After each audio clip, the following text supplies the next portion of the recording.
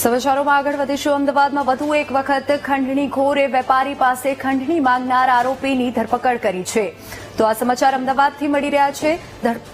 આરોપીની ધરપકડ કરવામાં આવી છે। ચાણક્યપુરી વિસ્તારમાં બે લોકોએ મેડિકલ સ્ટોરના માલિક કિરીટકુમાર ઠક્કર પાસે ધંધો કરવો હોય તો પૈસા આપવા પડશે તેવું કહીને ₹5 લાખની ખંડણીની માંગણી કરી, જેથી મેડિકલ સ્ટોરના માલિક કિરીટકુમાર ઠક્કરે બે લોકો વિરુદ્ધ સોલા પોલીસ સ્ટેશનમાં ખંડણી માંગવાની ફરિયાદ નોંધાવી હતી। સોલા પોલીસે ગુનો નોંધીને કુખ્યાત આરોપી વિશાલ ઉર્ફે છોડીમેલ દેસાઈની ધરપકડ કરી છે। હાલમાં પોલીસ આરોપી વિશાલ દ્વારા અન્ય કોઈ વેપારી પાસે ખંડણી માંગવામાં આવી છે કે નહીં તે દિશામાં વધુ તપાસ કરી રહી છે।